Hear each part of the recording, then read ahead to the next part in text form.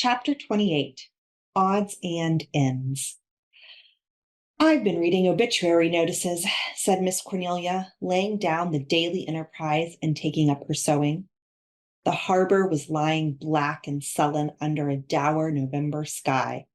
The wet, dead leaves clung drenched and sodden to the windowsills. The little house was gay with firelight and springlike with Anne's ferns and geraniums. It's always summer here, Anne, Leslie had said one day, and all who were the guests of that house of dreams felt the same. The Enterprise seems to run to obituaries these days, quoth Miss Cornelia, and it always has a couple of columns of them, and I read every line. It's one of my forms of recreation, especially when there's some original poetry attached to them. Here's a choice sample for you. She's gone to be with her Maker, never more to roam. She used to play and sing with joy the song of Home, Sweet Home. Who says we haven't any poetical talent on the island? Have you ever noticed what heaps of good people die, Anne, dearie? It's kind of pitiful. Here's 10 obituaries, and every one of them saints and models, even the men. Here's old Peter Stimson, who has left a large circle of friends to mourn his untimely loss. Lord, Anne, dearie, that man was 80, and everybody who knew him had been wishing him dead these 30 years. Read obituaries when you're blue, Anne, dearie, especially the ones of folks you know. If you've any sense of humor at all, they'll cheer you up, believe me. I just wish I had the writing of the obituaries of some people. Isn't obituary an awful ugly word? The very Peter I've been speaking of had a face exactly like one. I never saw it, but I thought of the word obituary then and there. There's only one uglier word that I know of, and that's relict. Lord, Anne, dearie, I may be an old maid, but there's this comfort in it. I'll never be any man's relict. It is an ugly word, said Anne, laughing. Avonlea graveyard was full of old tombstones, sacred to the memory of so-and-so, relict of the late so-and-so. It always made me think of something worn out and moth-eaten. Why is it that so many of the words connected with death are so disagreeable? I do wish that the custom of calling a dead body the remains could be abolished. I positively shiver when I hear the undertaker say at a funeral, "All who wish to see the remains, please step this way." It always gives me the horrible impression that I am about to view the scene of a cannibal feast. Well, all I hope, said Miss Cornelia calmly, is that when I'm dead, nobody will call me our departed sister. I took a scunner at this sistering and brothering business 5 years ago when there was a traveling evangelist holding meetings at the Glen. I hadn't any use for him from the start. I felt in my bones that there was something wrong with him, and there was, mind you. He was pretending to be a Presbyterian, he called it, and all the time he was a Methodist. He brothered and sistered everybody. He had a large circle of relations, that man had. He clutched my hand fervently one night and said imploringly, "My dear Sister Bryant, are you a Christian?" I just looked him over a bit, and then I said calmly, "The only brother I ever had, Mr. Fiske, was buried 15 years ago. I haven't adopted any since. As for being a Christian, I was that, I hope and believe, when you were crawling about the floor in petticoats." That squelched him, believe me. Mind you, Anne dearie, I'm not down on all evangelists. We've had some real fine, earnest men who did a lot of good and made the old sinners squirm, but this Fiske man wasn't one of them. I had a good laugh all to myself one evening. Fiske had asked all who were Christians to stand up. I didn't. Believe me, I never had any use for that sort of thing. But most of them did, and then he asked all who wanted to be Christians to stand up.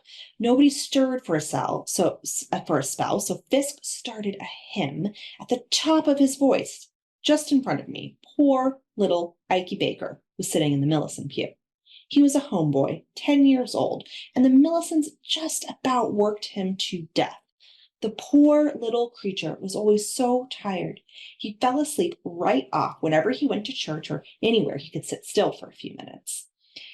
He'd been sleeping all through the meeting, and I was thankful to see the poor child getting a rest, believe me. Well, when Fisk's voice went soaring skyward and the rest joined in, poor Ikey wakened with a start.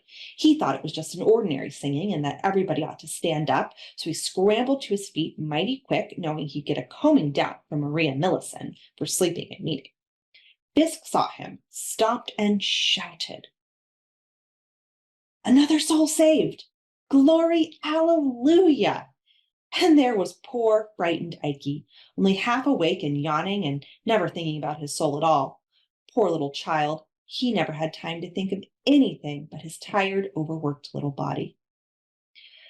Leslie went one night, and the Fisk man got right after her. Oh, he was especially anxious about the souls of the nice-looking girls, believe me.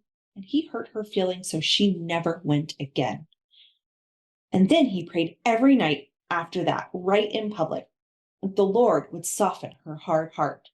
Finally, I went to Mr. Levitt, our minister then, and told him if he didn't make Fisk stop, I'd just rise up the next night and throw my hymn book at him when he mentioned that beautiful but unrepentant young woman. I'd have done it too, believe me. Mr. Levitt did put a stop to it. But Fisk kept on with his meetings until Charlie Douglas put an end to his career in the Glen.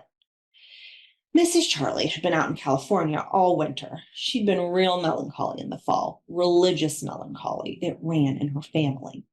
Her father worried so much over believing that he had committed the unpardonable sin that he died in an asylum. So when Rose Douglas got that way, Charlie packed her off to visit her sister in Los Angeles. She got perfectly well and came home just when the Fisk revival was in full swing. She stepped off the train at the Glen, real smiling and chipper, and the first thing she saw staring her in the face on the black gable end of the freight shed was the question in big white letters, 2 feet high, "Whither goest thou, to heaven or hell?" That had been one of Fisk's ideas, and he'd got Henry Hammond to paint it. Rose just gave a shriek and fainted, and when they got her home, she was worse than ever. Charlie Douglas went to Mr. Levitt and told him that every Douglas would leave the church if Fisk was kept there any longer. Mr. Levitt had to give in, for the Douglases paid half his salary, so Fisk departed, and we had to depend on our Bibles once more for instructions on how to get to heaven.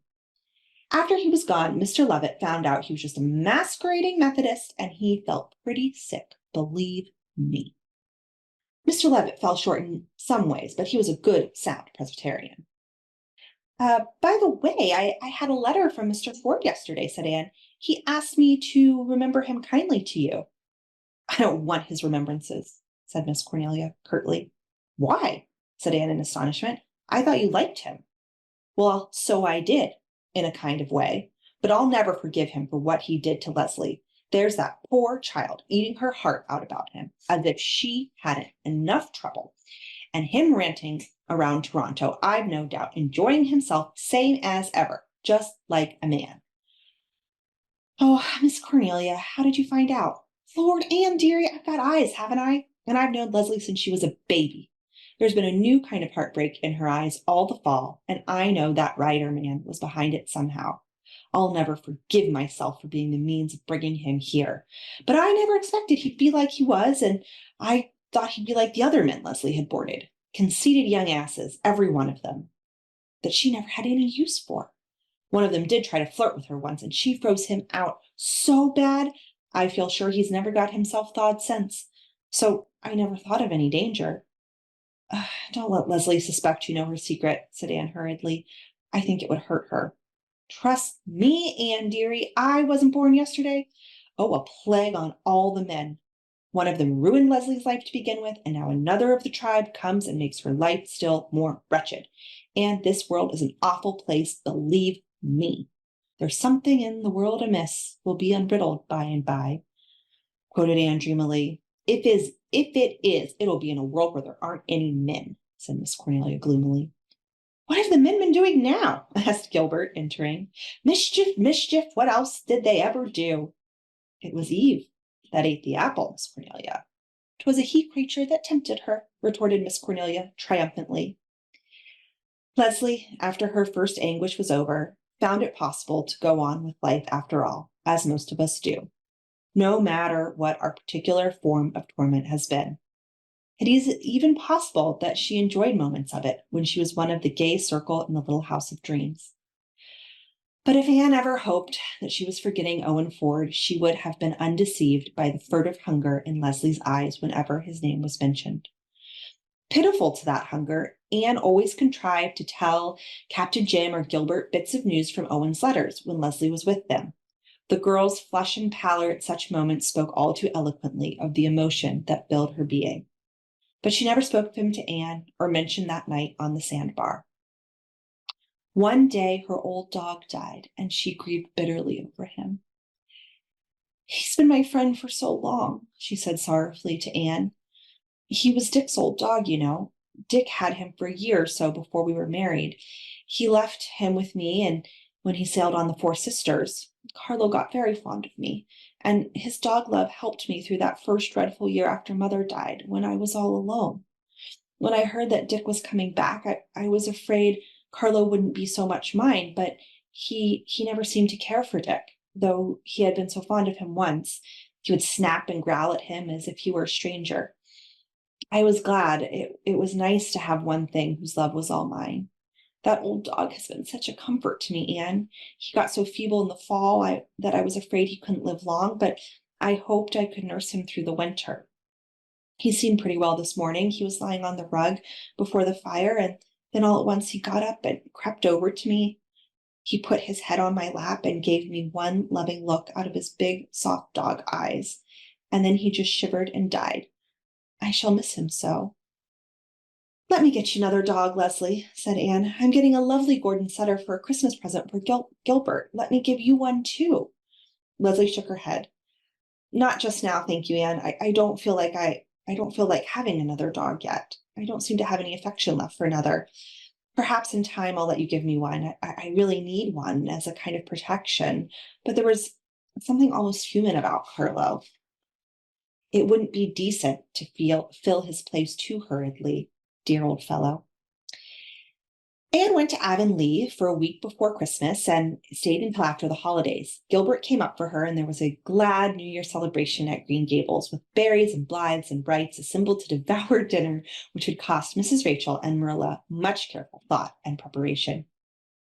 When they went back to Four Winds, the little house was almost drifted over for the third storm of a winter that was to prove phenomenally stormy, had whirled up the harbor and heaped huge snow mountains about everything it encountered.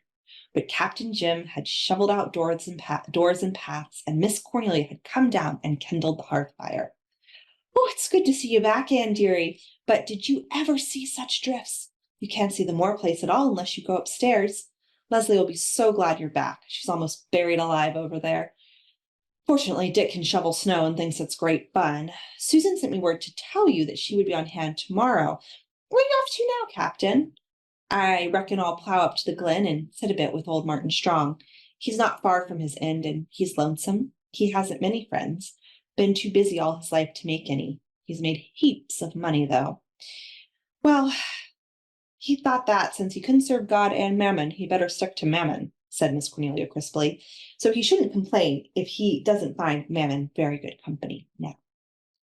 Captain Jim went out, but remembered something in the yard and turned back for a moment. "I had a letter from Mr. Ford, Mistress Bly, and he says the life book is accepted and is going to be published next fall. I felt fair uplifted when I got the news. To think and to see it in print at last." "That man is clean crazy on the subject of his life book," said Miss Cornelia compassionately. "For my part, I think there's far too many books in the world."